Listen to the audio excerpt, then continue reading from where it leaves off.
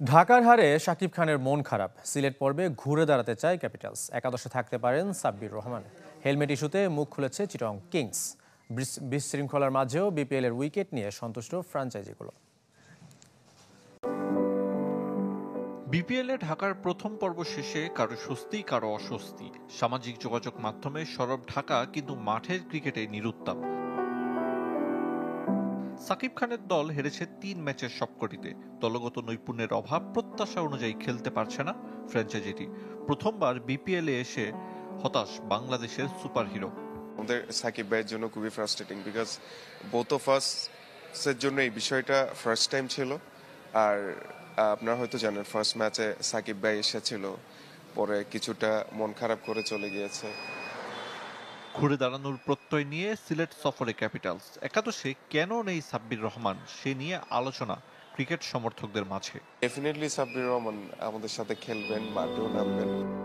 উসমান খানের সেঞ্চুরিতে সুখী দলে পরিণত চিটাগং কিংস। তবে হেলমেটে নীল কাপড় বেঁধে ক্রিকেটাররা খেলতে নামায় সমালোচনা উস্কে দিয়েছে। কালকে পরশুর মধ্যে এগুলো রিলিজ হয়ে যাবে। তারপরেও আমরা যেহেতু এটা একটু লজ্জাজনক বিষয় হিসেবে দাঁড়িয়ে পড়েছিল, তো এটা আমরা কারেকশন গতকাল ম্যাচে আপনারা হয়তো বা দেখেছেন করে ফেলেছি। স্কোয়াডে থাকলেও খেলতে পারছেন না সাকিব আল হাসান। এই অলরাউন্ডারকে মিস করলেও বাস্তবতা মেনে এগুচ্ছে চিটাগং। দেখেন, আমাদের আরাফাত সানি আমাদের লাস্ট ম্যাচে যে বোলিং করেছে, থ্রু আউট টুর্নামেন্ট যদি ও এরভাবে বোলিং করতে থাকে, এলিস এবং সানির যদি কম্বিনেশন রাইট থাকে, অবশ্যই আমাদের অনেক দূরে যাওয়ার সম্ভাবনা আমাদের বেশি। মাঠের বাইরে নানা ইস্যুতে বিপিএল বিতর্কিত হলেও হাই স্কোরিং ম্যাচ রোমাঞ্চ ছড়াচ্ছে। এতে সন্তুষ্ট ফ্র্যাঞ্চাইজিগুলো। খুবই স্বস্তিকর একটা ব্যাপার, কারণ বিপিএল এর আগের বছর কিন্তু রান হচ্ছিল না এবং উইকেটের আচরণটাও খুব ছিল নিম্নমানের। তো অ্যাপার্ট ফ্রম দেম আমার কাছে মনে হয় এবছরের উইকেট অনেকটাই ভালো এবং প্রতিটা ম্যাচেই কিন্তু রান হচ্ছে। সিলেটে এনসিএল টি-20-র শেষ দিকে ধুকেছে ব্যাটাররা। তবে দলগুলোর বিশ্বাস, গেল কয়েকদিনের বিরতিতে উইকেট হবে ব্যাটিং সহায়ক।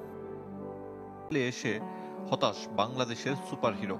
আমাদের সাকিব ভাইয়ের জন্য খুবই frustrating, because both of us এর জন্য এই বিষয়টা ফার্স্ট টাইম ছিল। আর আপনারা হয়তো জানেন, ফার্স্ট ম্যাচে সাকিব ভাই এসেছিল, পরে কিছুটা মন খারাপ করে চলে গিয়েছে। ঘুরে দাঁড়ানোর প্রত্যয় নিয়ে সিলেট সফরে ক্যাপিটালস। একাদশে কেন নেই সাব্বির রহমান, সে নিয়ে আলোচনা ক্রিকেট সমর্থকদের মাঝে। ডেফিনেটলি সাব্বির রহমান আমাদের সাথে খেলবেন, মাঠেও নামবেন। উসমান খানের সেঞ্চুরিতে সুখী দলে পরিণত চিটাগং কিংস। তবে হেলমেটে নীল কাপড় বেঁধে ক্রিকেটাররা খেলতে নামায় সমালোচনা উস্কে দিয়েছে। কালকে পরশুর মধ্যে এগুলো রিলিজ হয়ে যাবে। তারপরেও আমরা যেহেতু এটা একটু লজ্জাজনক বিষয় হিসেবে দাঁড়িয়ে পড়েছিল, তো এটা আমরা কারেকশন গতকাল ম্যাচে আপনারা হয়তো বা দেখেছেন করে ফেলেছি। স্কোয়াডে থাকলেও খেলতে পারছেন না সাকিব আল হাসান। এই অলরাউন্ডারকে মিস করলেও বাস্তবতা মেনে এগুচ্ছে চিটাগং।